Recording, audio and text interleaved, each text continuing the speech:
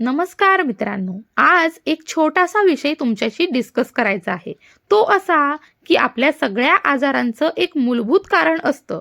ते तुम्हाला माहीत आहे का?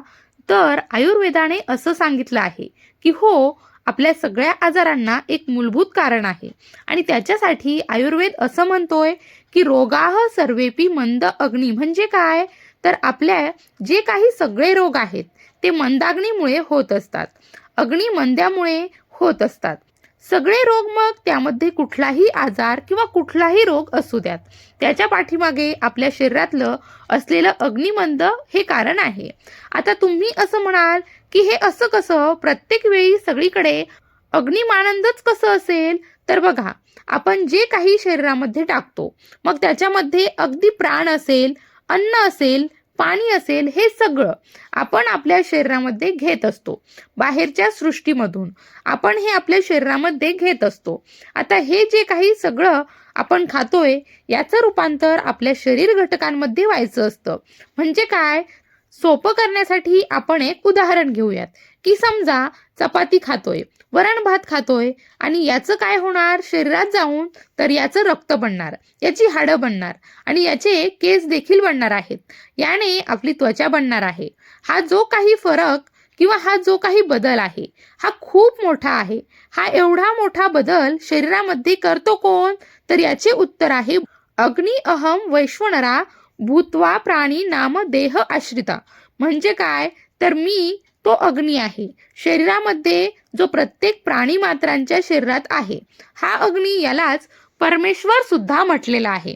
आणि म्हणूनच आयुर्वेद असं सांगतोय की जर याला कुठे मंदत्व आलं, म्हणजे आपल्या शरीरातला हा अग्नी जर कुठे कमी झाला, तर निश्चितपणे आपल्या सगळ्या प्रकारचे आजार होऊ शकतात. कारण आपण जे काही खातोय पितोय, याचं जर रूपांतरण शरीर घटकांमध्ये व्यवस्थित झालं नाही, तर आधी आपले सप्तधातू बिघडतात.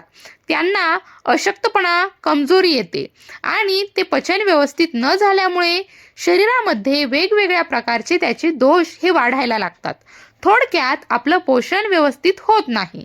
आपल्याला जे काही न्यूट्रियंट, मायक्रोन्यूट्रियंट ते व्यवस्थित मिळत नाही आणि शिवाय शरीरामध्ये टॉक्सिक घटक देखील आणि मल, म्हणजे जे काही एक्स्ट्रा क्रिएटरी मटेरियल आहे, ते सुद्धा साचायला सुरुवात होते आणि मग आपल्याला वेगवेगळ्या प्रकारचे आजार हे निर्माण व्हायला सुरुवात होते. आणि म्हणूनच आयुर्वेद असं म्हणतोय की पहिलं ते अग्निमांद दूर करा आणि अग्निमांद्य होऊनच देऊ नका, म्हणजे तुम्हाला कुठलेच आजार हे होणार नाहीत. आता याचं जास्त एक्सप्लेनेशन करत नाही, पण तुम्ही म्हणाल की मग डॉक्टर, हे अग्निमांद होऊच नये याच्यासाठी काय करायचं? त्याच्यासाठी बघा, जेव्हा तुम्हाला एखादा आजार हा ऑलरेडी झालेला असतो आणि जेव्हा तुम्ही डॉक्टरांकडे जाता, तेव्हा कुठलेही डॉक्टर त्या आजाराचं औषध देतात. म्हणजे काय करतात? तर त्या विशिष्ट ठिकाणाचं आणि किंवा ओव्हरऑल तुमच्या शरीरातलं अग्निमांद्य दूर करण्याचंच काम करत असतात. परंतु आता ते घरच्या घरी आम्हाला कसं करता येईल किंवा हे होऊच नये, याच्यासाठी आम्ही काय काळजी घ्यायची? तर बघा, याच्यासाठी काही सोप्या सोप्या ज्या काही नियम आहेत, ते जर आपण पाळले, तर निश्चितपणे आपले अग्निमांद्य हे होणारच नाही. मग त्याच्यासाठी काय करायचं? तर बघा, ज्या अर्थी तुम्हाला असा काही त्रास होतो किंवा तुमचा अग्निमंद आहे, त्या अर्थी तुम्ही जे काही खाताय ते शरीराकडून व्यवस्थित पचवलं जात नाही. कदाचित ते जास्तही होण्याची शक्यता आहे. इथे अनेक लोक म्हणतात, डॉक्टर, आम्ही तर 2च चपाती खातो, 1.5च पोळी खातो, वगैरे वगैरे. परंतु ते तसं नसतं. तुमचा अग्नी किती आहे ते त्याच्यावरती अवलंबून आहे. कदाचित एखाद्याला 4 चपात्या, 4 पोळ्या सुद्धा जास्त नाहीत आणि एखाद्याला 1.5 पण जास्त असू शकते त्याच्या अग्नीसाठी. मग काय करायचं? तर सोपा नियम आहे, भुकेपेक्षा 2 घास कमी खायचेत. एवढा एक सोपा नियम जर निरंतर आपण पाळत राहिलो की काही नाही, भुकेपेक्षा 2 घास कमी खाणार आहे, तरी सुद्धा बराच फरक पडतो.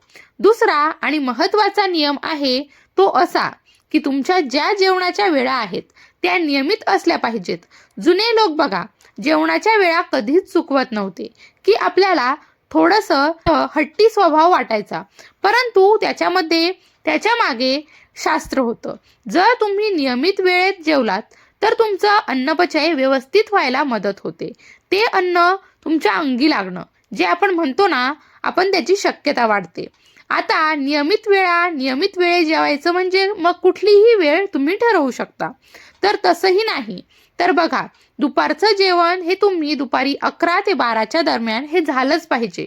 कारण तो पित्ताचा पीक म्हणजे पित्त सगळ्यात जास्त त्या काळामध्ये तुमच्या शरीरात असणार आहे. त्यामुळे तुमचं पचन व्यवस्थित होणार आहे. त्यामुळे सूर्य माथ्यावर आला की तुम्ही जेवलंच पाहिजे. म्हणून 11 ते 12ची वेळ दुपारच्या जेवणासाठी. आणि रात्री जितकं शक्य होईल तितकं लवकर जेवणं हे अत्यंत गरजेचं आहे. याच्यामध्ये पुढचा महत्त्वाचा मुद्दा असा की किती वेळा जेवलं पाहिजे. तर बघा, सध्या आपलं जी काही जीवनशैली आहे त्याच्यामध्ये फार शरीराला कष्ट राहिले नाहीत. त्याच्यामुळे जर आपण 2च वेळा जेवण केलं तर आपल्या अग्नीवरचा बराचसा ताण आपण कमी करत असतो. त्यामुळे नाश्ता नाही केला तरी चालेल. मी माझ्या रुग्णांना सांगत असते की तुम्ही नाश्ता न करता फक्त सकाळी दूध आणि सूप घेतलं तरी चालेल.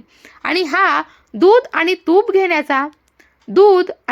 घेण्याचा जो काही फायदा आहे, जो काही फायदा होतो, तर आयुर्वेद असं सांगतं की तूप हे अग्नी वाढवणारं, अग्नीला बल देणारं, अग्नी स्थिर करणारं आहे.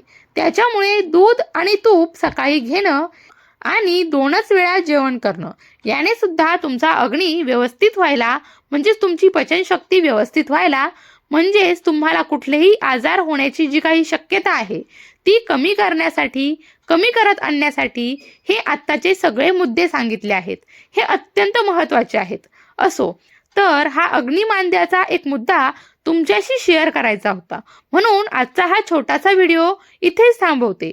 हा व्हिडिओ तुम्हाला कसा वाटला, ही माहिती कशी वाटली हे मला नक्की कळवा. याबद्दल काही शंका असतील, प्रश्न असतील तर कमेंट बॉक्समध्ये नक्की विचारा. व्हिडिओ आवडला असेल तर लाईक नक्की करा, शेअर करा आणि चॅनलला तुम्ही अजूनही सबस्क्राईब केलं नसेल तर पटकन सबस्क्राईब करून टाका. कारण आरोग्यविषयक, आयुर्वेदविषयक वेगवेगळी नवीन माहिती, तर शास्त्रीय अशी माहिती घेऊन मी तुम्हाला पुन्हा भेटणार आहे याच ठिकाणी, याच चॅनलवरती एका नवीन छान अशा व्हिडिओसोबत. तोपर्यंत स्वतःची काळजी घ्या, हसत राहा, स्मित करत राहा, रोज नवीन काहीतरी शिकत राहा. धन्यवाद.